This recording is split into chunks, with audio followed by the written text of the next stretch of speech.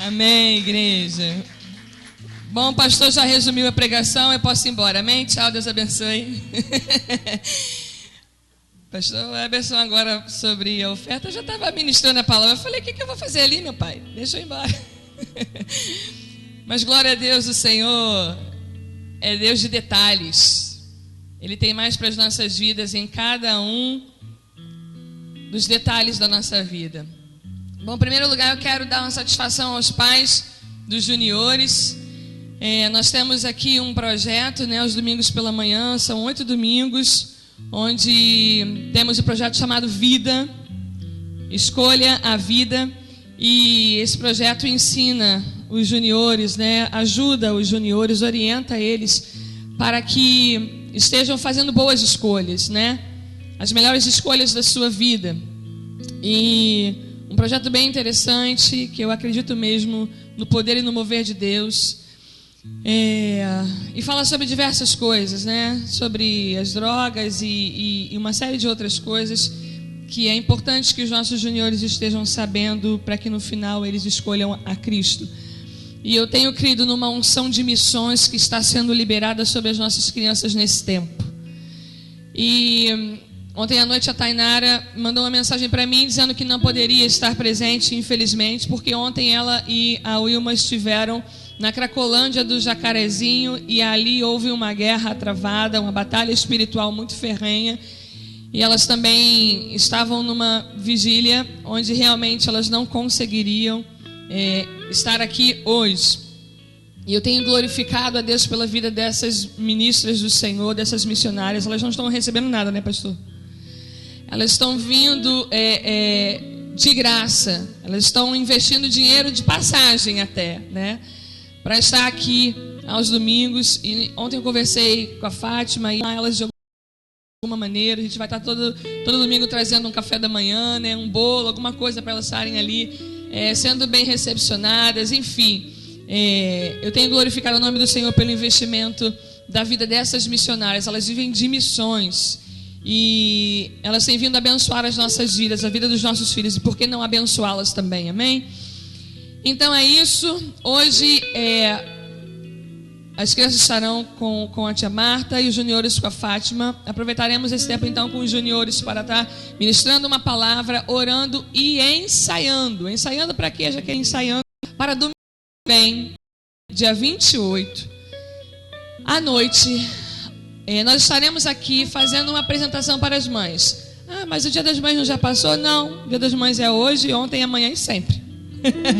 Não é verdade? Então, não tem essa de Dia das Mães. O Dia das Mães é um dia em que muitas mães não conseguem vir à igreja porque tem que estar com as suas mães, tem que estar com familiares e, né, muita gente não consegue vir, não consegue trazer o filho no Dia das Mães. Então a gente nunca homenageia a mãe do filho que vem para a escola dominical, ok? O Robson fez uma homenagem linda aqui para as mães, né? Foi emocionante. Quando estiveram aqui domingo passado, né? Foi algo mesmo, uma simples canção, mas cheio de unção, impactante, Deus falando conosco, que antes da fundação do mundo Ele já estava com a gente. Glória a Deus por isso. Não é diferente hoje. E então, as crianças do maternal de 2 e 3 anos, as crianças que ficam comigo com a tia Marta de 4 a 8 anos e os juniores de 9 a 12 estarão no domingo que vem, dia 28 à noite, fazendo uma apresentação aqui para as suas mães, ok? Então, você que é mãe de alguma dessas faixas etárias, se você quer que seu filho participe e te homenageie, não deixe de trazê-lo hoje à noite. Amém? Estamos entendidos? Ah, meu filho não participou, ele vem sempre, mas vem no dia dos ensaios? Não, desculpa, querido, não dá para deixar seu filho perdido aqui, que ele vai ficar intimidado, envergonhado. Então, a gente quer que eles façam bem, felizes, alegres, né? Então, traga hoje à noite, ok? Para que esteja se preparando para domingo que vem, tá? À noite. Outra coisa, nós temos ali a Jo, que está na imagem. E hoje é aniversário da Jo, né, Jo? Está ficando mais nova hoje. Hoje é aniversário dela e eu particularmente quero homenageá-la. Agradecer a Deus pela sua vida. A Jo chegou de mansinho da minha vida, sabe?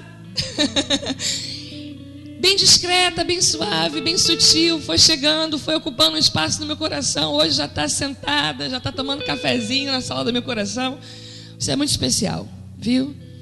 Deus te ama, nós como igreja te amamos, agradecemos a Deus pelo teu serviço, e eu sei que tudo que fazemos para o Senhor não é vão nele. A recompensa para o teu trabalho, e a recompensa também para as tuas orações, para os teus clamores. Não deixe de clamar, não deixe de crer. Hoje a palavra que eu vou ministrar aqui, ela tem a ver comigo, tem a ver contigo, tem a ver com a igreja. Eu tenho uma notícia para você. Se você veio aqui nessa manhã, Deus tem mais para você. Se você veio aqui nesta manhã, é porque Ele quer que você não desista dEle, é porque Ele quer que você continue a crer, é porque Ele quer aumentar a tua fé, é porque Ele quer te pegar nos braços e te fazer descansar nessa manhã. Não é diferente com você não, tá, Jô? Feliz aniversário, o Senhor te abençoe, o Senhor te dê tudo que você deseja. Enquanto o teu prazer for Ele, saiba que Ele vai realizar os desejos do teu coração. Glória a Deus. Vamos aplaudir a vida da Jô, querido? Vamos? Glória a Deus. Obrigado, Senhor, pela tua serva nesse lugar. Muito obrigada. E muitas vezes você acha que é simples ali, né? Gente, quem ministra na luz, quem ministra na imagem, quem ministra no som, quem ministra na internet, eu chamo de ministro. É serviço para o Senhor, sabe? E muitas vezes a pessoa não consegue nem se concentrar muito nas coisas, porque tem que se concentrar na imagem. Hoje você está descansado, a pastora Berson falou que não precisa fazer slide, tá tranquilo. Só tem um slide hoje, tá? Só tem um slide. Por quê? Porque, qual o nome desse momento aqui que nós passamos agora, domingo de manhã? Alguém sabe? Fala, Jorge. Escola de Vencedores. Você que vem todo domingo pela manhã, se você não sabe, fica sabendo. O nome desse período, o nome desse momento em que estudamos a palavra de Deus, estamos estudando a carta aos Hebreus. Esse momento se chama Escola de Vencedores. E numa escola, o que a gente faz, gente? Aprende, estuda. O que a gente leva para a escola? Caderno, ok? Quem tem revista aí, querido? Levanta aí a revista. Quem não tem revista e gostaria de adquiri-la? Apenas R$8. Ainda restam 7 revistas aqui na secretaria, ok? Nós ainda temos 7 revistas. Você que não tem, se quiser uma agora, pode levantar a sua mão se você quiser. O Arlindo vai pegar uma para você. R$8 aqui, Arlindo, tem uma. Porque na escola, a gente vai estudar, vai pegar o caderno, vai pegar a caneta, vai pegar o livro, vai anotar, ok? E até a pastora Berson falou sobre a questão da Bíblia digital, a Bíblia de papel, né? Se tem um negócio que eu não gosto, é a Bíblia digital, meu Deus. Às vezes eu quero pegar a Bíblia para ler no trabalho e eu pego o celular e eu falo, cadê meu papel? Cadê minha Bíblia de papel? Por quê? Porque é isso, eu gosto de ter contato com ela, eu gosto de pegar, eu gosto de folhear, eu gosto de saber. A digital ela te dá muita facilidade. Você vai lá, clica, está tudo pronto para você. Não, aqui a gente tem que procurar, a gente tem que degustar, a gente tem que comer. E aí, a minha Bíblia é toda riscada, é toda marcada. Eu risco aqui, eu risco ali, eu sublinho, eu faço, eu aconteço. Na digital eu não posso nem pegar uma caneta, porque aqui não, aqui quando eu abro já está lá marcada a voz de Deus chamando a minha atenção, sabe? E é importante que você tenha uma caneta, que você marque a sua Bíblia, que você marque a sua revista. Pode embelezar ela, cheia de riscos aí, sublinha, sabe? O que te chama a atenção, o que te toca, né? Bota data, faz anotações no rodapé. Querida, a Bíblia é tua, a palavra viva de Deus para você. Então, esse momento é para isso, tá? Para você pegar a caneta, pegar a Bíblia, pegar a revista e nos acompanhar. E para a gente começar, eu quero, como numa escola, fazer uma revisão, né, do que o Robson ministrou semana passada. E enquanto eu estava estudando, eu lembrei, sabe? Eu tinha uma professora de matemática que ela, algumas vezes, ela fazia umas pegadinhas com a gente. Ela, se eu não me engano, eu estava na 5ª série, ou 4ª, acho que 5ª. Ela chamava 2 alunos lá na frente e um fazia pergunta para o outro, da tabuada. É claro que quem estava perguntando tinha que saber responder. Para saber se o amigo estava respondendo certo. Então, um perguntava para o outro, sabe? E um respondia ao outro. Aqui nesse momento está sendo assim, ok? Aqui não tem professor. Professor aqui é pastor Eberson, pastor sério. Eu sou aluna com... Eu sou aluna como você, ok? Então em alguns momentos eu vou perguntar como aluna, você vai responder e vice-versa. Se alguém quiser perguntar, faço pergunta fácil. E a gente vai estar junto então estudando a palavra de Deus. E aí Robson começou a ministrar a 5ª lição aí da sua revista, na página 21, ok? A 5ª lição na página 21, que tem por título Olhemos para Jesus. Viu? Eu falei que o pastor Eberson já resumiu, que eu podia ir embora. Olhemos para Jesus. E no segundo ponto, ele passa pelo primeiro ponto, dizemos olhemos para Jesus porque ele é superior a Moisés. E aí ele chegou no segundo ponto, que é o ponto que antecede a nossa ministração nessa manhã, que tem por título Olhemos para Jesus e fujamos da incredulidade. Algo me chamou a atenção aqui porque eu entendo que nós não podemos somente olhar para Jesus. É de suma importância que a gente olhe para Jesus, mas que também a gente faça alguma coisa.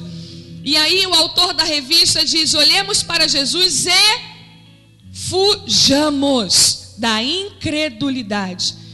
Se ele diz para a gente fugir da incredulidade, é porque em algum momento da nossa vida, ou em muitos momentos da nossa vida, a incredulidade vai bater a porta do nosso coração. E aí o que nós devemos fazer? Fugir. Mas como se foge da incredulidade, a gente vai falar isso daqui a pouco. E na nossa revista, após esse segundo ponto, o autor então diz para... Na verdade, ele faz uma pergunta capciosa, uma pergunta tendenciosa, uma pergunta que gera polêmica, pelo menos para mim. E a gente não vai se deter nessa pergunta porque levaríamos a escola dominical toda, e de repente uma próxima, e de repente uma outra próxima, porque uns acreditam que sim e usam a Bíblia para confirmar isso, outros acreditam que não e também usam a Bíblia para confirmar isso. De repente fica aí uma sugestão para um momento de debate aqui. Mas a grande pergunta então que o autor da revista lança logo após esse tema é: o cristão perde a salvação? Um cristão pode perder a sua salvação? Quer ver? Quem acredita que não, levanta a mão. Nem que não, nem que sim, gente. Quem acredita que um cristão... ninguém olha para o pastor Eberson não. Pastor Eberson, não levanta a mão. Quem acredita que um cristão perde a salvação? Que perde, levanta a mão. Que pode perder a salvação. Quem acredita que um cristão não perde a salvação, levanta a mão. Estamos quase aí na metade. Está meio a meio o negócio aqui. E o interessante que eu achei, que quando o autor da revista fala: um cristão pode perder a salvação, ele mesmo responde: não. Mas depois do não, ele usa um mais. Ele diz: mas Jesus, peraí, perde ou não perde? Ele diz que não, mas esse mais lembra a gente o que, querido? Lembra que gera condições. Lembra que a gente está recebendo um alerta. Mas, contudo, entretanto, porém, a mesma coisa que eu falasse para você. Você está liberado para comer doce. Mas, tu já vai arrear o ombro. Mas o quê? Pode ou não pode? Esse mais, ele realmente gera alguma coisa. E o autor então continua dizendo: mas Jesus nos ensinou sobre pessoas que têm um coração como um solo rochoso. Em outras versões diz pedregoso. A grande verdade então que o autor está querendo dizer é que o autor da carta aos Hebreus, ele está preocupado se os seus leitores, eles têm um coração assim, um coração com solo rochoso. Por isso que a carta aos Hebreus, o tempo inteiro, ela é uma palavra de exortação, para que a gente permaneça na fé, para que a gente não desista do evangelho. É uma carta encorajadora. E a palavra exortação, ela quer dizer isso: encorajamento, incentivo e ânimo. Então, se você quiser falar mal do seu pastor dizendo que ele exortou você, usa outra palavra, tá? porque exortação significa isso: encorajamento, incentivo e ânimo. E a carta aos Hebreus, ela é para isso, ela é para motivar, ela é para incentivar, ela é para encorajar. E quando Jesus fala sobre essa parábola, lá em Marcos 4, ele fala então do semeador que saiu a semear e lançou a semente num caminho que tinha muitos espinhos, e outra semente foi lançada num caminho em que tinha muitas pedras. Daí a gente lembra do solo rochoso, do solo pedregoso. E o que Jesus explica então nessa parábola é que o coração rochoso, ele representa o coração daqueles que ouvem a palavra de Deus, que ouvem a mensagem com alegria e fala: é isso que eu quero. É isso, Jesus é lindo, Jesus é bom, uau, agora eu estou firme. Mas na verdade, o que Jesus está querendo dizer é que as raízes dessas pessoas não estão fundas. As raízes não se aprofundaram suficientemente e por isso permanecem por pouco tempo. Quando surgem os sofrimentos, quando surgem as tribulações, quando surgem as perseguições lá na família por causa do evangelho, o que acontece? Eles desistem, eles abandonam a fé, eles deixam de crer. E o segredo de uma árvore não ser derrubada por fortes ventos é o que, querido? Oi? A raiz. Enquanto mais profunda for a raiz de uma árvore, mais firme ela vai permanecer. E assim também precisa ser conosco. É por isso que o autor da carta aos Hebreus está motivando e incentivando, porque nós precisamos ter raízes estendidas para o ribeiro. Essa muitas vezes tem sido a minha oração pelos novos convertidos e até mesmo pela minha vida. Senhor, eu quero estender as minhas raízes. A palavra do Senhor diz que Jesus é o rio da água viva. E o que nós precisamos então fazer é pedir: Senhor, eu quero estender as minhas raízes, eu preciso aprofundar as minhas raízes. Quanto aos novos convertidos, aos novos na fé, nós precisamos interceder e clamar: Senhor, estende as raízes deles para o ribeiro, amplia, aumenta, aprofunda as raízes deles. E assim tem sido nos nossos dias, essa triste realidade. Nós temos visto pouca profundidade em Jesus, pouca profundidade na palavra dele.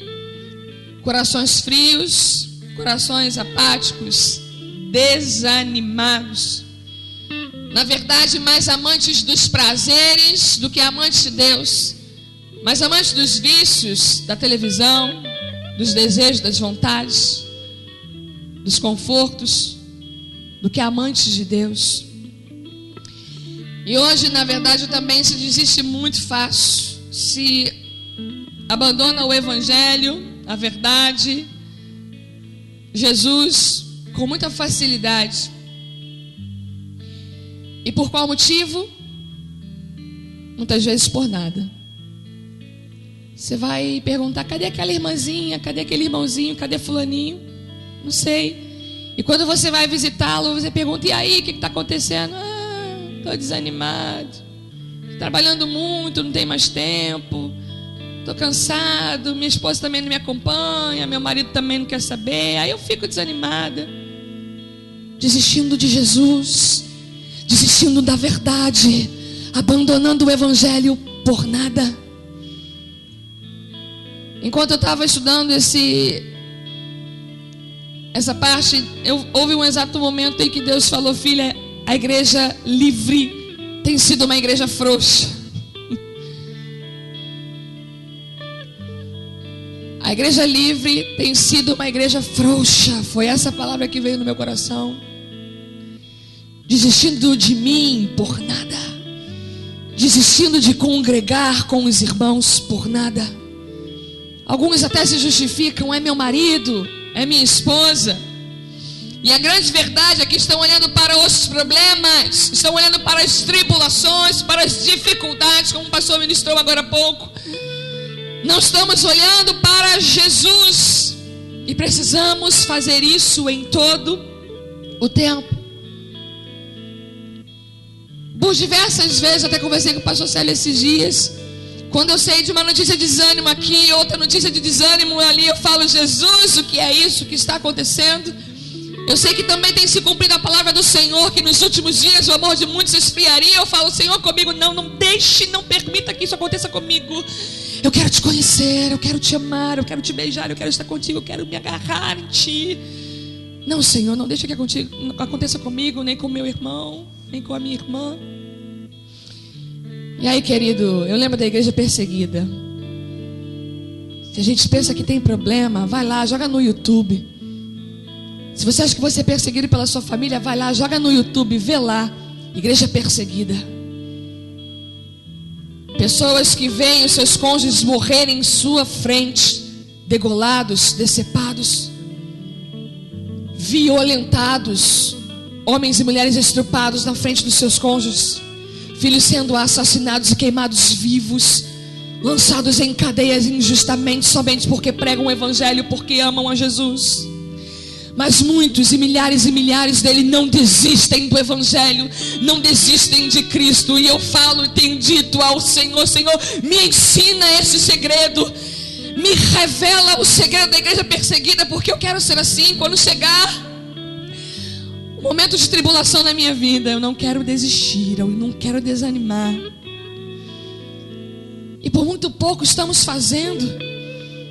E homens e mulheres lá sofrendo verdadeiras torturas, verdadeiros martírios, estão resistindo. E eles dizem: eu creio em Jesus, eu não vou parar. Crianças que perdem o pai e a mãe, mas que lembram da palavra que eles ensinaram, dizendo: filho, ame a Jesus, olhe para Jesus, creiam em Jesus.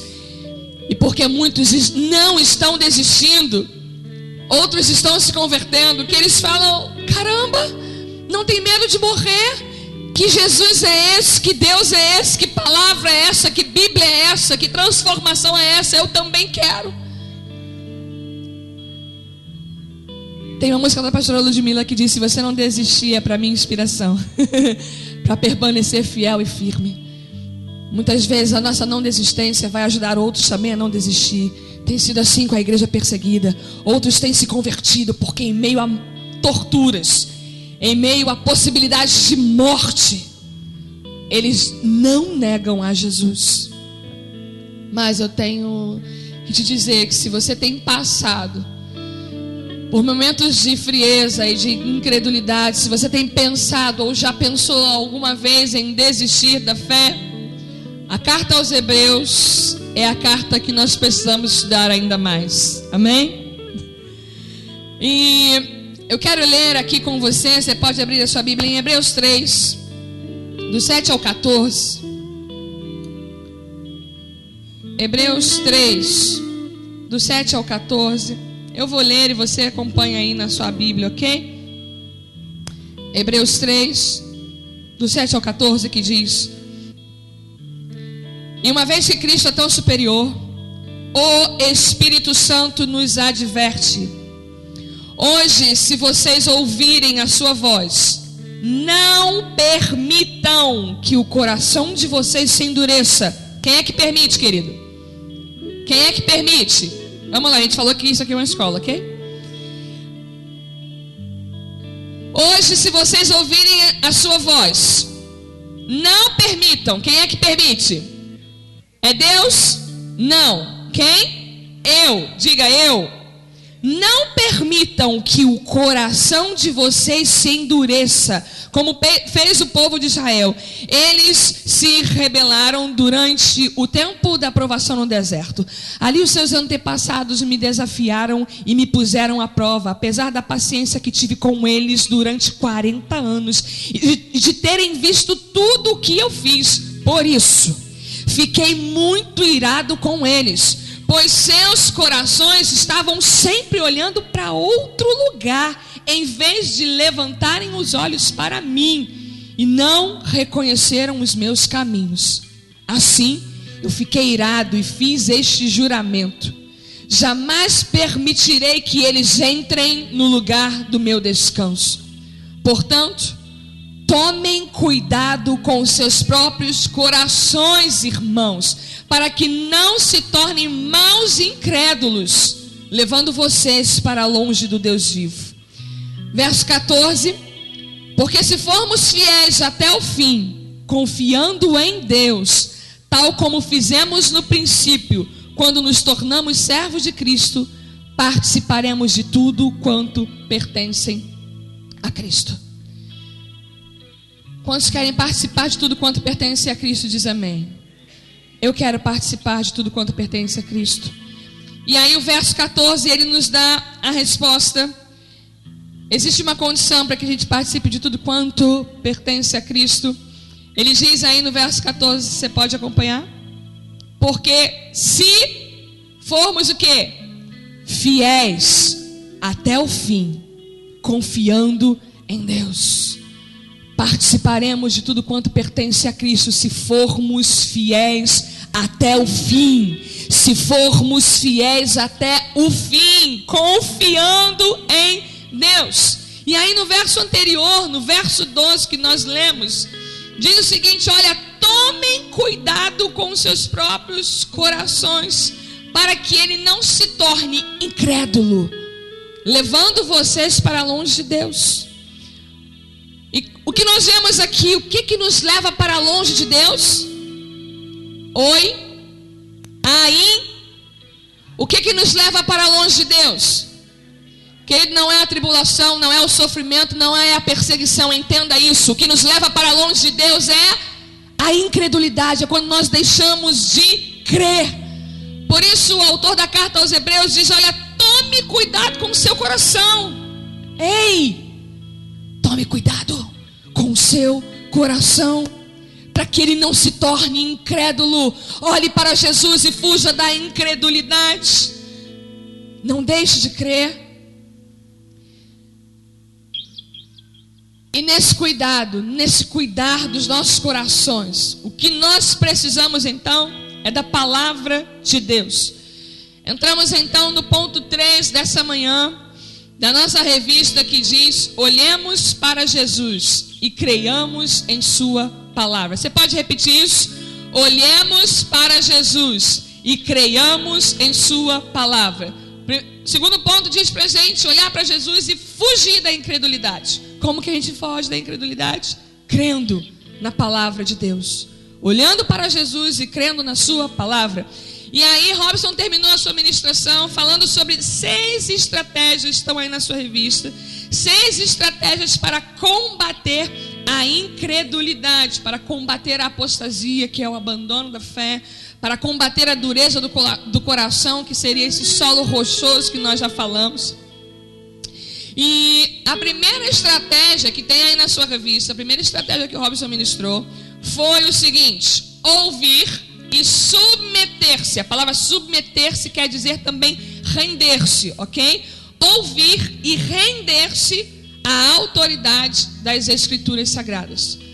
O que eu vejo aqui é que nós não podemos só ouvir, nós temos que praticar. Nós precisamos nos render a essa palavra, ouvir, abrir o coração, se rasgar e se render, se submeter a essa palavra. Então tá aí. Por que será que ela veio como primeira estratégia para se vencer a incredulidade? Porque esse é o ponto de partida, esse é o primeiro passo, é o passo inicial para a gente combater a dureza de coração. É se render, é se submeter às verdades e à autoridade da palavra de Deus. Nós precisamos então não apenas ouvir, mas crer e se submeter, praticar a palavra de Deus. Por quê? Porque ela tem toda a direção, toda a orientação, toda a instrução, toda a vontade de Deus revelada para as nossas vidas. Então o que precisamos fazer? Olhar para Jesus e crer na sua palavra. Por quê? Porque através dela somos aperfeiçoados e habilitados espiritualmente. Está aí na sua revista, você pode ler. Através dela, diga, através dela somos aperfeiçoados e habilitados espiritualmente. Através dela através da palavra de Deus, nós somos aperfeiçoados e habilitados espiritualmente. Eu quero te dizer que a fé de ontem ela não serve para hoje. Precisamos ter uma fé renovada. O pão que você comeu ontem, ele serve para hoje, querido? Não. Assim também é conosco com a nossa fé. O Senhor tem pão diário para as nossas vidas. Lá no deserto o Senhor derramou o maná e Deus falou: olha, é porção diária para cada dia, não guarde. Porque amanhã eu tenho outro para você. Amanhã tem novidade para você. Então assim é com a nossa fé. Nós precisamos renová-la dia após dia, para que a gente seja aperfeiçoado e habilitado. E agora eu quero ler com você o único slide que eu botei. A Jo vai botar ali para mim, aniversariante do dia. 2 Timóteo 3,16. Nesse verso, eu botei no slide porque eu quero compartilhar com você. A gente vai fazer uma brincadeira escolar aqui, ok? Primeira brincadeira aqui é o falso ou verdadeiro, ok? Eu vou perguntar e você vai dizer se é falso ou se é verdadeiro, tá? E depois, mais adiante, a gente vai brincar de complete a frase. Ok? Entenderam? Primeiro falso ou verdadeiro e depois complete a frase. Então vamos lá. Tá dando para ler mais ou menos? Tá? Sim? Ok, então vamos tentar. O versículo 16 de 2 Timóteo 3 começa dizendo o seguinte: toda a escritura nos foi dada por inspiração de Deus. Então eu pergunto. Não pergunto. Eu afirmo e vocês dizem se é falso ou verdadeiro, tá bom? Essa primeira frase apenas. Parte da escritura foi nos dada por inspiração de Deus. Falso ou verdadeiro? Eu vou repetir. Parte das escrituras nos foi dada por inspiração de Deus. Falso ou verdadeiro? Falso. Parabéns para vocês. Nota 10. Apenas o Novo Testamento nos foi dado por inspiração de Deus. Falso. Apenas alguns versículos das Escrituras nos foi dada por inspiração de Deus. Apenas uma frase das Escrituras nos foi dada por inspiração de Deus. Toda a Escritura nos foi dada por inspiração de Deus. Verdadeiro, toda a palavra de Gênesis a Apocalipse, todos os pontos, todas as vírgulas, todas as interrogações, afirmações, absolutamente tudo o que está na palavra de Deus foi inspirada por Deus, querido. Não duvide disso. Todos os homens que sentaram e receberam inspiração do Espírito Santo de Deus, receberam inspiração diretamente de Deus para escrever todas as Escrituras para mim e para você. É tudo o que está ali é a verdade do Senhor, inspirada por Deus. E aí agora nós vamos às perguntas. Complete a frase, ok? Do começo da Escritura nos foi dada por inspiração de Deus. E ela é útil para quê? Responda. Oi? Para nos ensinar. Ensinar o quê? O que é verdadeiro. E ela faz mais o que? Ela nos ajuda a fazer mais o que? Ela nos faz compreender o quê? Aonde? Ela faz mais o quê? Nos endireita e nos ajuda a fazer o quê? Ela é mais o quê? O meio? Tá aí? Isso, passa, Jô. Ela é mais o quê? Responda.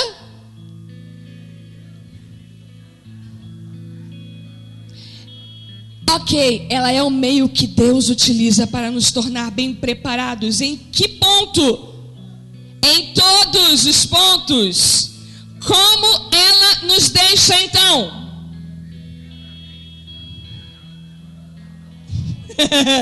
Alunos aprovados, glória a Deus. Então, querido, para que a gente entenda, toda a Escritura nos foi dada por inspiração de Deus. E é útil para nos ensinar o que é verdadeiro e para nos fazer compreender o que está errado em nossas vidas. Ela nos endireita e nos ajuda a fazer o que é correto. Ela é o meio que Deus utiliza para nos tornar bem preparados em todos os pontos, perfeitamente habilitados para toda boa obra. Essa é a palavra do nosso Deus, poderosa por si só. O que a gente precisa fazer então é aprender a desfrutar, a nos beneficiar da palavra de Deus. Ela tem benefícios para você, ela tem benefícios para mim, ela tem benefícios para nós, que na verdade a maioria de nós não aproveitamos. Por quê? Porque nós ouvimos e não praticamos. Não praticamos, sabe por quê? Porque na verdade nós muitas vezes não cremos. Esses dias eu cheguei em casa, conversando com a minha mãe, não sei qual foi o assunto que a gente entrou, ela falou assim, assiste o Gugu, sangue de Jesus tem poder, assiste o Gugu. Eu falei, mãe, eu não assisto nem Gugu, nem Faustão, nem Eliana, nem Rodrigo Faro, nem sei lá mais quem. Não, mas você liga um pouquinho lá, porque lá ele está anunciando um creme anti-rugas, mas que é fantástico, assim, um negócio poderoso. Ele deixa a pele nova. Eu falei com ela, de repente aquela maquiagem, né? Que tem uma maquiagem aí, né? Pessoal que é esteticista aí, que dura, sei lá, quantas horas, que você bota, o negócio estica assim, você parece que tá, né? É para as mulheres, né? Os homens não tem muito isso, né? Os homens não têm ruga, só as mulheres. E aí bota essa maquiagem. Não é maquiagem de horas, não, é maquiagem de anos. Dura anos, fica anos ali a sua pele sem ruga. Falei, mãe, eu não vou ligar porque eu não acredito nisso. Não, é verdade. Você liga, pega o número do telefone para saber quanto que é, pelo menos. Falei, eu não vou ligar. E eu repeti, porque eu não acredito nisso. Eu não acredito. O que eu quero dizer com isso? É que quando você crê, você usa. Quando você crê, você liga. Quando você crê, você usufrui. Quando você crê, você aplica. Não é verdade? A mesma coisa também precisa ser com a palavra de Deus. Nós precisamos crer, nós precisamos aproveitar, nós precisamos usar, nós precisamos aplicar nas nossas vidas, nós precisamos fazer valer. E isso acontece quando nós cremos, não é verdade? Não é assim? Hebreus 4, verso 2, você pode abrir, já está aí com a sua Bíblia aberta ainda, né? Em Hebreus 3, nós vamos para o 4. A partir do verso 2, eu já vou pedir para alguém ler, tá? Não fica ansioso não. Mas eu quero ler com você Hebreus 4, verso 2 e 3, que diz o seguinte: porque essa maravilhosa notícia de que Deus deseja nos salvar foi-nos dada tal como foi aqueles que viveram no tempo de Moisés. Entretanto, de nada lhes valeu, porque eles não creram nela. Pois somente nós, os que cremos, podemos entrar no seu lugar de descanso. Deus afirmou: jurei na minha ira que aqueles que não creem em mim nunca entrarão no meu descanso.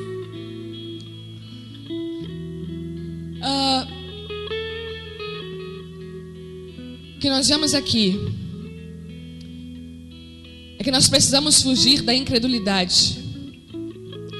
O texto diz que a maravilhosa notícia de que Deus deseja nos salvar chegou também ao povo no tempo de Moisés, mas não valeu de nada. O verso 2 diz: entretanto, de nada lhes valeu. Por quê? Porque eles não creram nela, diz o texto. Essa mensagem maravilhosa, diz o texto, essa maravilhosa notícia, essa poderosa notícia de que Jesus nos deseja salvar, chegou para eles, mas não valeu de nada porque eles não creram. E muitas vezes não é diferente conosco. Daí a preocupação do autor da aos Hebreus, para saber se os seus leitores são com os corações como solos rochosos. Por quê? Porque muitas vezes essa maravilhosa notícia e essa verdade não nos adianta também de nada, porque muitas vezes não cremos nela. E aí o verso 3 fala da importância de crer, pois somente nós, os que cremos, podemos entrar no seu lugar de descanso. E Deus lá na frente falou, no 3, Deus disse, por isso fiquei muito irado com eles, pois seus corações estavam sempre olhando para outro lugar, em vez de levantarem os seus olhos para mim. Eles não reconheceram os meus caminhos. E aí nós lemos que o Senhor Deus disse, jurei na minha ira, que aqueles que não creem em mim, nunca entrarão no meu descanso. Na palavra de Deus, nós vemos Deus assim maravilhado muitas vezes com pessoas que tinham fé nele. Quantas pessoas foram levadas ou foram até Jesus para que Jesus os curasse, e essas pessoas tinham fé a ponto de, após Jesus curar, dizer para elas, a tua fé te salvou, a tua fé te curou. Para uma mulher ele disse, uau, nunca vi tamanha fé. Jesus amava esse negócio de fé. Jesus amava quando as pessoas chegavam a ele cheias de fé. O próprio Jesus ficava, caramba, nunca vi tamanha fé. Ou então Jesus curava, filha, a tua fé te salvou, a tua fé te curou, porque você crê muito que isso aconteceu. E Jesus ama esse negócio. Jesus ama quando nós não somos incrédulos, quando nós cremos nele de verdade. Por outro lado, se Jesus ama aquele que crê, se ele ama o ato de crer, se ele ama a nossa fé, então ele odeia, ele se ira quando nós deixamos de crer. Enquanto eu estava estudando essa parte, eu lembrei de Tomé, que Jesus um dia ressuscitado apareceu aos seus discípulos num lugar fechado, e ali Jesus saúda a todos com a paz e a graça, mostra a eles as mãos, talvez pudesse ser algum incrédulo ali também, e aí Jesus logo de imediato apresenta as mãos e os pés furados, e todos ficam felizes, uau, é o nosso Jesus. Mas faltava um no meio deles, de nome Tomé. E aí os discípulos muito animados, festejantes e radiantes falam, Tomé, você não sabe da maior, a gente viu Jesus, ele está vivo. Tomé falou, eu não acredito, se eu não ver as marcas das mãos, se eu não tocar do lado dele, eu não acredito. Ok, 8 dias se passaram, Jesus se apresenta novamente aos discípulos num lugar fechado, só que agora Tomé estava lá. E o texto diz que Jesus se apresenta aos discípulos e disse a Tomé, Tomé, vem cá, toca aqui nas minhas mãos, toca aqui no meu lado. Jesus se preocupou, Jesus se importou, Jesus se incomodou com a incredulidade de Tomé e novamente se apresenta única e exclusivamente direcionado para Tomé. Vem cá, toca aqui, vem aqui, sente aqui. Jesus naquele momento trouxe mais uma experiência para Tomé, mas ele não deixou barato não. Jesus responde a ele logo em seguida, não seja incrédulo, mas crente. Vem cá, toca aqui, toca nas minhas mãos, toca do meu lado, e não seja incrédulo, mas crente. Porque esse negócio de incredulidade irrita Jesus, deixa Deus irado e ainda nos impede de entrar no descanso do Senhor, como nós lemos. Mas a grande pergunta é, o que é o descanso de Deus? Você pode dizer para a pessoa que está ao seu lado o que é o descanso de Deus? E nós vamos então avaliar passado, presente e futuro, ok? No passado, o descanso de Deus era o que a Bíblia nos diz, que após ter terminado toda a criação, o que Jesus fez? No 7º dia, depois de criar todo o universo, a mim e a você, o que Jesus fez? Descansou.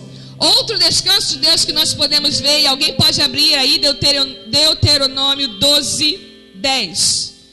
Deuteronômio 12, 10.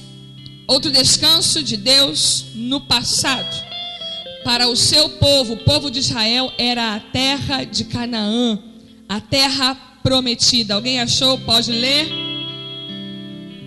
Deuteronômio 12, 10. Nos fala sobre esse descanso de Deus no passado para o seu povo, nos confirmando que esse descanso era a terra de Canaã, a terra prometida. Alguém? Deuteronômio 12, 10.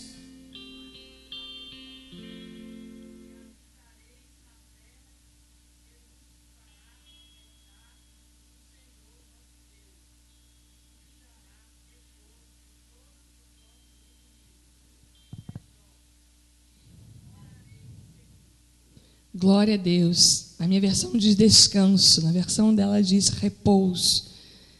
O Senhor dando descanso para o seu povo. Isso nós lemos lá em Deuteronômio, nós vemos isso no passado. E hoje, o descanso de Deus no presente. O que seria? Alguém poderia sugerir? Esse descanso de Deus hoje, o que é? É hoje, Alexandre, a gente ainda não está no céu. A gente vai, segura a sua resposta, ok? Você vai entender. Querido, Mateus 11, 28 diz: venham a mim, todos vocês que estão cansados e sobrecarregados. E o Senhor Jesus diz: e eu lhes darei o quê? Jesus diz: ei, vem a mim, e eu lhes darei. O descanso de Deus hoje é quem? É o próprio Deus, é o próprio Jesus. O descanso de hoje, o descanso daqui, o descanso de agora se chama Jesus, se chama presença de Deus.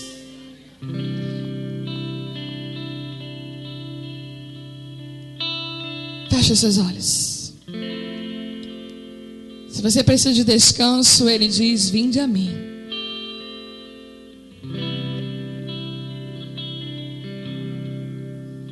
Se você precisa de descanso, Ele diz: venha a mim. Se você precisa de descanso, Ele diz: venha a mim. Há um lugar de descanso em ti.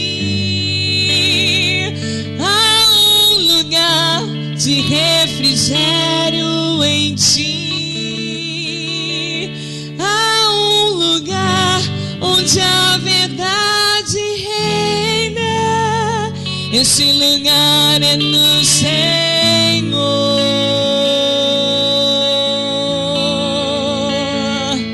Há um lugar onde as pessoas não me influenciam.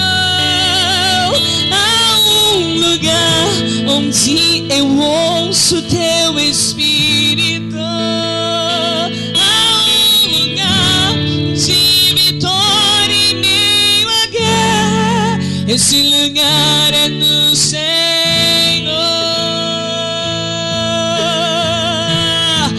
Esse lugar é no Senhor.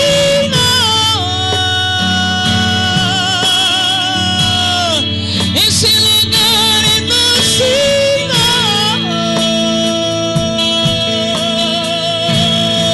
Esse lugar é no Senhor.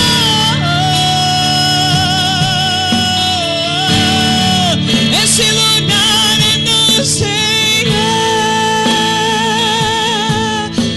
Esse lugar é no Senhor.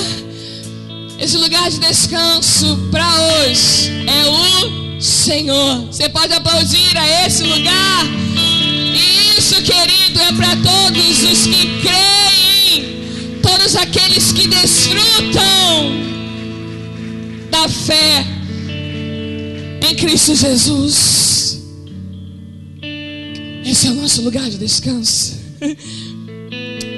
Enquanto eu estudava essa parte, eu lembrei de Moisés. Lá em Êxodo 33, o Senhor um dia disse a Moisés: Moisés, tira esse povo daqui. leva ele para a terra que mana leite e mel, leva eles para a terra que eu prometi. Eu vou mandar um anjo na frente, e nessa terra eu vou destruir os heteus, os heveus, os jebuseus, os cananeus, os fariseus. Mas a minha presença não vai com vocês, porque vocês são um povo rebelde.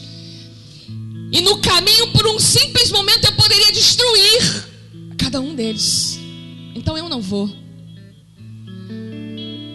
E Moisés entrou na tenda do encontro, o lugar onde Deus falava face a face com Moisés, como um amigo fala com outro. O texto diz que Moisés falava com o Senhor, e o Senhor falava a Moisés face a face. E aí Moisés diz ao Senhor: ok, Senhor, o Senhor me diz que é para eu tirar esse povo daqui, mas o Senhor não me diz quem irá comigo. O Senhor também me diz que me conhece pelo meu nome, e que de mim o Senhor tem se agradado. Mas eu te digo, Senhor, se você tem se agradado de mim, eu peço que me revele os teus caminhos. E aí ele continua dizendo: para que eu o conheça e continue sendo agradável ao Senhor. Moisés aqui faz uma oração irresistível a Deus, porque o seu coração era irresistível a Ele. Ele diz: você tem dito a meu respeito, Senhor, que se agrada de mim, mas se o Senhor realmente tem se agradado, eu te peço agora, revela-me os teus caminhos. Revela-me os teus caminhos para que eu te conheça e continue sendo agradável a ti. E Deus não resiste e diz: sabe o que para Moisés? Eu mesmo irei com você e darei descanso a você. Eu mesmo, Moisés. Você quer saber quem vai contigo? Sou eu mesmo. Eu mesmo vou com você e te darei descanso. Sabe por quê? Moisés queria conhecer os caminhos do Senhor. Moisés pediu para conhecer e revelar o Senhor a ele. E disse: para que isso? Para que eu continue sendo agradável. Ele diz: continue, na versão NVI, para que eu continue sendo agradável. Olha aí a perseverança. Precisamos continuar, querido. Precisamos continuar. E o Senhor mesmo irá conosco. O Senhor mesmo nos dará descanso. Você pode dizer amém? Eu mesmo irei contigo e te darei descanso. Falamos do passado, do presente, Alexandre, o futuro. O descanso de Deus no futuro qual é? O descanso de Deus no futuro qual é? O céu. Para quem? Para todos os que creem em Jesus. Não somente isso, para todos os que perseveram em crer em Jesus. A grande questão então também é: quem entra nesse descanso? Nós já respondemos. Todos os que creem na palavra de Deus, todos que creem em Jesus em todo o tempo e perseveram, insistem e continuam caminhando e seguindo ao Senhor Jesus. E o autor da carta aos Hebreus 4, então, ele termina a sua exortação falando do poder da palavra de Deus para fortalecer a nossa fé. Você pode dizer isso? Poder da palavra de Deus para fortalecer a nossa fé. O poder da palavra de Deus é para quê? Para fortalecer a nossa fé. Assisti um vídeo ontem sobre, não dava para passar aqui por causa do tempo, mas um vídeo, você pode colocar também lá no YouTube, coloca só coisa boa, tá? a distribuição da palavra de Deus em lugares perseguidos, né? E um vídeo, meu pai, lá numa tribo da Indonésia, se eu não me engano, uma multidão festejando, celebrando, dançando, pulando, gritando, chorando, porque estava chegando de avião milhares e milhares de Bíblias traduzidas na linguagem daquela tribo. E que felicidade! As minhas lágrimas desceram. Eu falei: Senhor, gera essa felicidade no nosso coração com relação à tua palavra. E sabe, muitos que conseguiam traduzir ali com o dicionário do lado, outras Bíblias, eles já haviam decorado por causa da ausência do livro da Bíblia ali. Alguns já tinham muitos decorados diversos versos. E algumas pessoas mais idosas estavam dando preferência em entregar a Bíblia para os mais jovens, porque eles já tinham recebido, já tinham guardado em seu coração, já tinham ela na cabeça. Não tinha. E alguns diziam: pode entregar aos jovens, mas as lágrimas desciam. As lágrimas desciam de felicidade e alegria por estarem recebendo uma Bíblia na linguagem deles, né? Queria convidar você aí, continuar com a sua Bíblia aberta. Nós vamos ler Hebreus 4, 9, 11 e 12. Hebreus 4, verso 9, 11 e 12. Misericórdia, eu tenho que terminar. Que diz o seguinte: você não vai fechar sua Bíblia, ok? Nós vamos parar lá no verso 12, você vai me acompanhar depois. O verso 9 diz: portanto, há um descanso completo e perfeito para o povo de Deus. Porque todo aquele que entra no descanso de Deus também vai descansar de todas as suas obras, assim como Deus descansou após a criação. Façamos o melhor que pudermos para entrar também naquele lugar de descanso, tomando cuidado para não cair, seguindo aquele exemplo de desobediência. E aí nós vamos para o verso 12. Eu quero destrinchar esse verso com você juntos, ok? Pega a sua caneta, você pode ir sublinhando palavra por palavra que nós vamos dizer aqui. Verso 12, que começa dizendo: pois a palavra de Deus é viva. A palavra de Deus é o quê? Viva. Então eu quero compartilhar com você agora nesse verso 12 algumas características, ou seja, 7 características, 7 qualidades no verso 12 que o autor nos diz que a Bíblia é e o que ela faz na vida do verdadeiro cristão, ok? A primeira coisa então que nós vemos no verso 12, seja qual for a sua tradução, se não for a Nova Bíblia Viva, que é igual a minha, você vai acompanhar com muitas palavras idênticas, ok? Que começa dizendo: pois a palavra de Deus. A palavra de quem, querido? Então você pode sublinhar aí: a palavra de Deus. Se ela é a palavra de Deus, a primeira qualidade que nós vemos, a primeira característica que nós vemos aqui nesse verso 12 a respeito da palavra de Deus é que ela é divina. Diga, divina. O que é divina? Nós já falamos. Que vem de Deus, provém de Deus. Então a palavra é de Deus. A sua origem é nele, a sua natureza é nele e é sobrenatural. 2 Timóteo 3,16, não precisa abrir, eu vou ler para você. Toda a escritura é divinamente inspirada e proveitosa para ensinar, redarguir, que quer dizer qualificar, corrigir, instruir em justiça. Às vezes a Bíblia tem umas palavras que a gente não entende muito, né? Então quando você ouvir redarguir, quer dizer qualificar, ok? Então ela é divinamente inspirada. Isso é o que diz 2 Timóteo 3,16.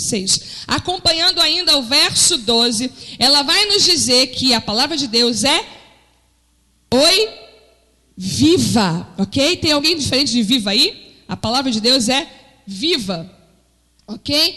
Então, a segunda qualidade que nós vemos aqui a respeito da palavra de Deus é que ela é a fonte de vida. Por que fonte de vida? Porque se ela é divina e ela me diz que ela é viva, então a fonte de vida está em quem? Em Deus. Então, se ela vem de Deus, ela é fonte de vida, ela é viva. E segundo alguns cientistas, algo vivo é capaz de se reproduzir, evoluir e produzir energia. A palavra de Deus, então, é assim. Ela produz vida onde chega, ela possui vida em si mesma e jamais, nunca, em momento algum, poderá morrer ou ser destruída, porque ela vai, ela volta, ela age, ela faz, ela permanecerá para todo sempre. Ela é viva. Mateus 24:35 diz: os céus e a terra desaparecerão, mas as minhas palavras, diz o Senhor, ficarão para sempre. Ela é eterna. A terceira qualidade, então, a terceira característica que nós vemos no verso 12 é que ela é eficaz. Em algumas outras versões está escrito que ela é poderosa. E eficaz quer dizer exatamente isso, é que tem o poder para produzir sem auxílio. Entenda, a palavra eficaz quer dizer que tem o poder de produzir sem ajuda. Ela também quer dizer que é útil, ideal para causar um resultado pretendido. É a ação que resulta num efeito, ela realiza perfeitamente bem determinada tarefa ou função, ela atua eficientemente bem. Alguém pode abrir em Isaías 55:11? Não, só uma pessoa. Quem se prontifica, levanta a mão, para ninguém sair aí de... Irmã Edna, ok? Só a irmã Edna que vai abrir, você continua aí com a sua Bíblia em Hebreus 4:12, tá? Então, ela convence, ela educa, ela julga, ela consola, ela direciona, ela exorta. Um dia no meu trabalho que eu fiquei muito chateada, muito aborrecida com o acontecimento lá, eu fiquei primeiro irada. E como serva de Deus, como discípula de Jesus, eu falei, Senhor, eu não quero transparecer essa ira, mas eu estava a ponto de quebrar alguma coisa. E eu fechei a minha cortina e depois veio outro sentimento, eu me entristeci. E eu peguei a Bíblia e eu falei, Senhor, eu não posso continuar com esse sentimento, eu não posso ficar assim, me ajuda, fala comigo. Graças a Deus eu estava com a minha Bíblia de papel. Eu abri a palavra do Senhor, caiu em Filipenses 3:1, o Senhor dizendo através da sua palavra viva para mim, Jaqueline, haja o que houver, alegre-se no Senhor. Filipenses 3:1, a Bíblia se abriu para mim, Jesus falou comigo, a palavra viva se revelou para mim, dizendo, ei, haja o que houver, alegre-se no Senhor. Não se alegre no marido, não se alegre no filho, não se alegre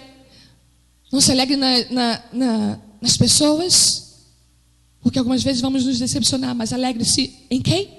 No Senhor. Querido, a Bíblia é viva. Deus fala. Abre, come, leia, desfrute, aproveite. Ela fala. Irmã Edna, Isaías 55:11.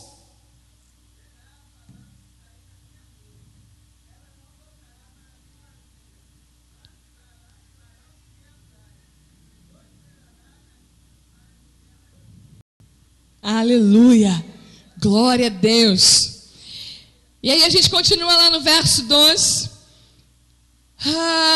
que ela é eficaz e ela é também cortante. A palavra que está aqui na minha versão é mais cortante. Então a quarta característica, a quarta qualidade é que a palavra de Deus é cortante. Em outras versões diz que ela é mais cortante do que espada de 2 gumes. O que é uma espada de 2 gumes? É uma espada afiada dos 2 lados. Os 2 lados da espada cortam. Os 2 lados da espada é afiada. Então, qualquer lado que encostar nela vai estar cortando. Encostou na direita, corta. Encostou na esquerda, corta. Encostou na frente, corta. A palavra de Deus é assim, entra e corta dos 2 lados. E por que corta, querido? Porque algumas coisas só podem ser vistas por dentro quando são cortadas, não é verdade? Você pega uma maçã linda, maravilhosa, sabe a maçã da Branca de Neve? Quando você corta ela, o que acontece algumas vezes, tá? Oh, que raiva, né? Que dá. Para isso que serve a palavra de Deus, revelar o que está dentro de nós. E ela é cortante. João 8,32 diz, conhecereis a verdade. Conhecereis também quer dizer experimentareis. Experimentareis a verdade, e a verdade vos libertará, ela vos cortará e vai te libertar. E como se não bastasse ainda cortar dos 2 lados, ela diz ainda que ela corta profundamente. Outra característica, a quinta, é que ela é penetrante.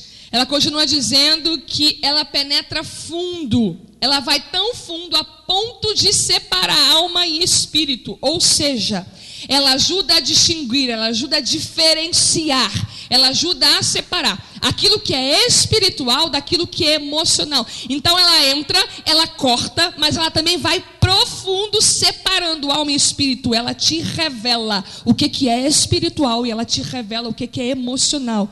Ela diferencia isso, ok? E diz também o verso 12 ainda que ela separa juntas e medulas. Ou seja, a sexta característica, ela é discriminadora. O Robson até leu e falou assim, discriminadora? O que é? Mas depois a gente vai entender que ela estabelece diferença entre quem? Entre a alma e o espírito, e agora também entre as juntas e medulas. Juntas e medulas, tudo que é junta, ok? São as partes que nos faz movimentar, são as partes que fazem a gente se mover, as nossas juntas e as nossas medulas. Ou seja, ela é capaz de mudar as nossas atitudes. Okay? A sétima e última característica é que ela é discernente. O que é isso? Alguns textos está escrito, alguns versos estão escritos, ela é apta para discernir. O que é discernir? Perceber claramente, compreender, diferenciar, entender e identificar. Queridos, existe uma coisa que nós precisamos nesse dia, nesse tempo, nessa época. É do dom de discernimentos de espírito. Eu tenho pedido isso ao Senhor. Senhor, me ajuda a discernir, me ajuda a diferenciar, me ajuda a identificar quando fala mentira, quando fala a verdade, quando é bom, quando é ruim, quando é falso, quando é verdadeiro. É isso que nós precisamos, querido, para não sermos enganados, para não ficarmos equivocados. Precisamos de discernir todas as coisas. Isso, a palavra de Deus, ela diz que é apta. O que é algo apto? É aprovado, algo capacitado para fazer. E ela faz com quem?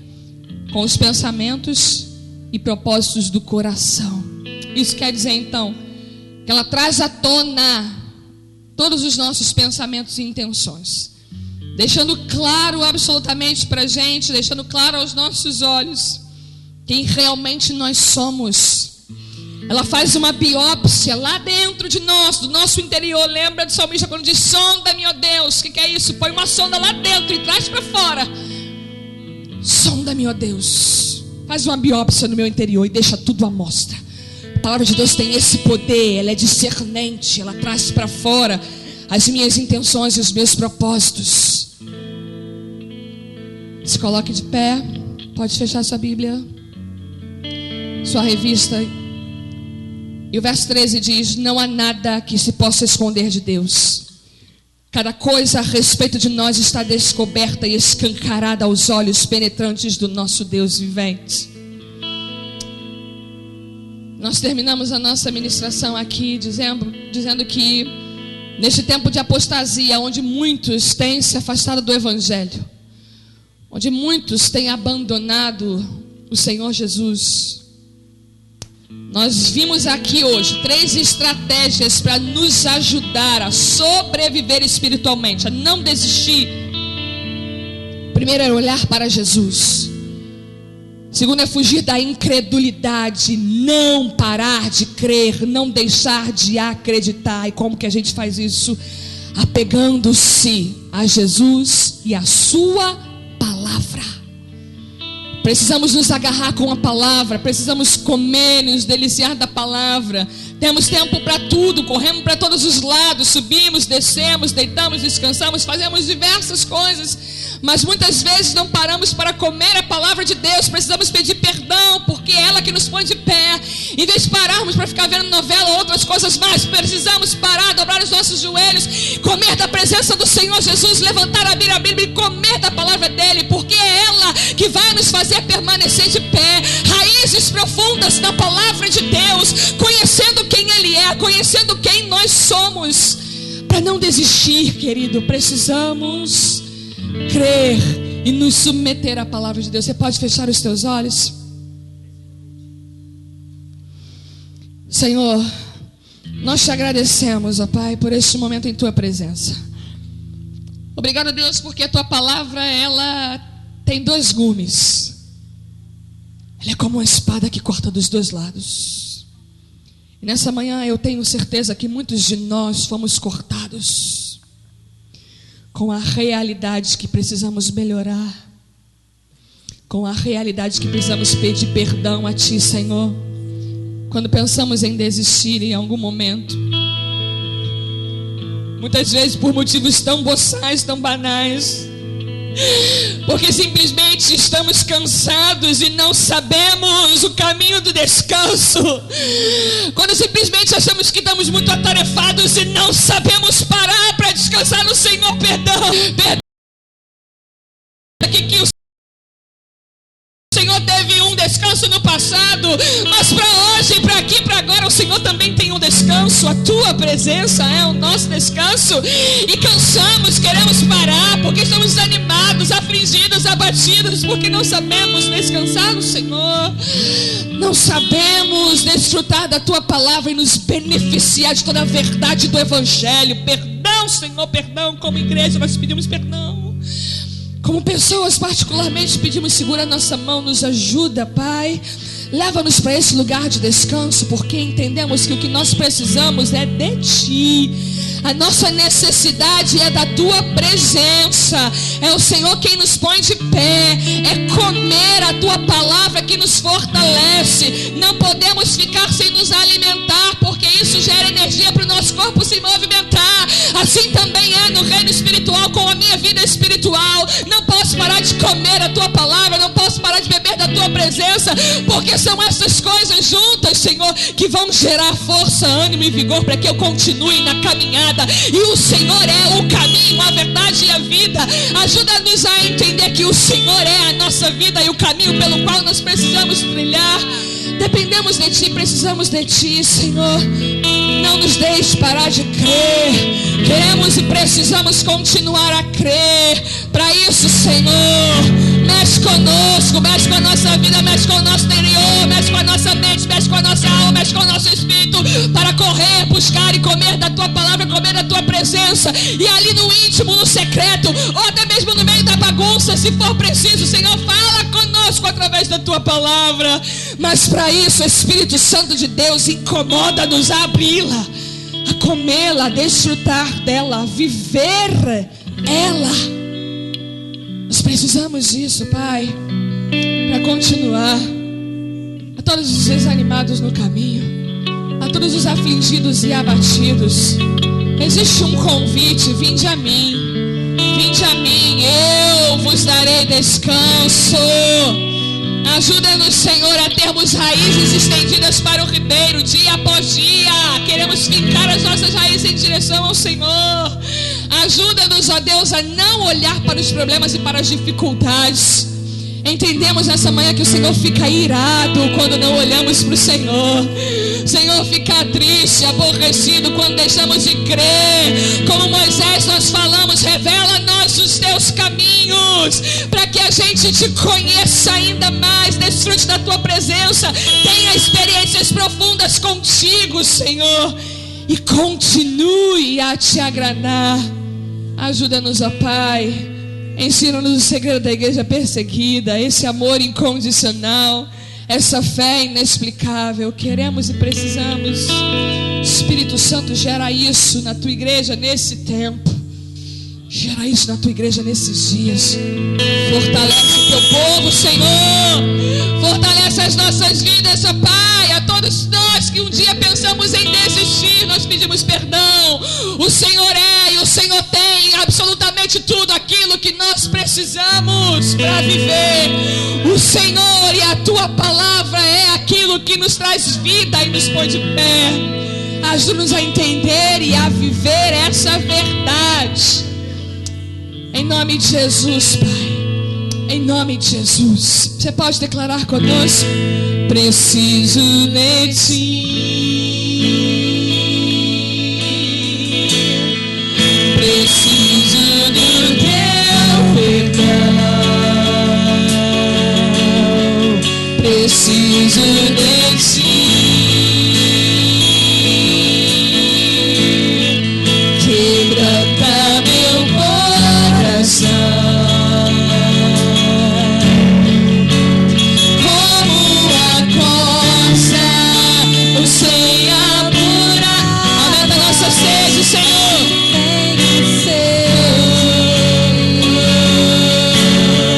Declare: como terra seca,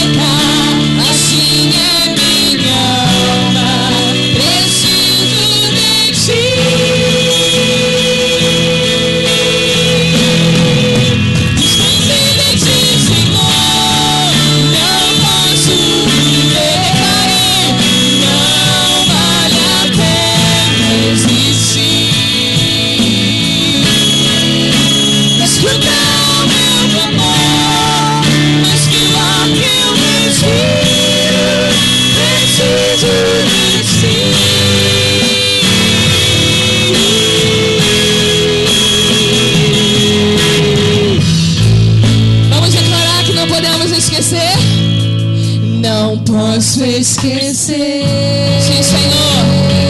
Fortalece a nossa mente para isso. O que fizeste por mim, como alto é o céu, tua misericórdia sem fim. Como um pai se compadece dos filhos, assim tu me amas. Me amas, afasta as minhas transgressões. Precisamos de ti, Senhor.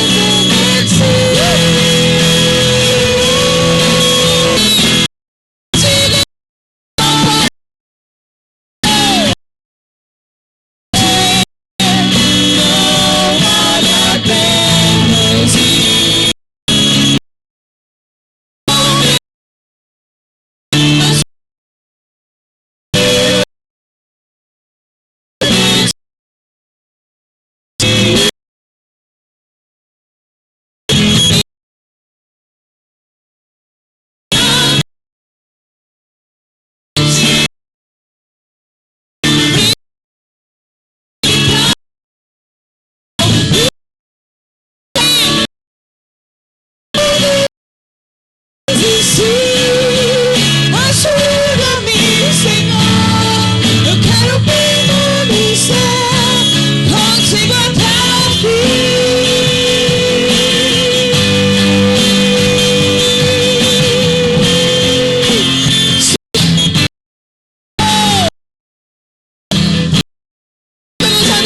Não desistir e permanecer contigo até o fim.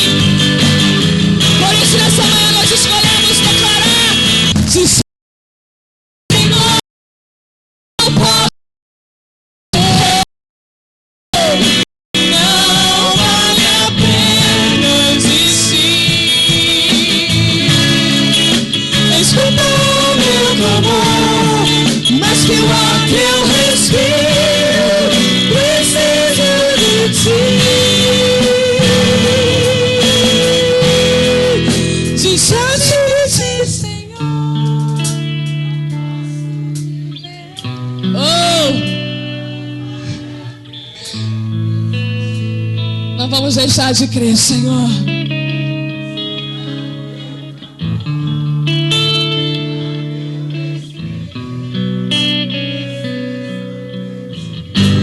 Não, distante de ti, Senhor. Distante, Senhor. Não posso viver. Não vale a pena. Não vale a pena. Escuta o meu clamor, mas que o ar que eu respiro, preciso de ti. Preciso de ti.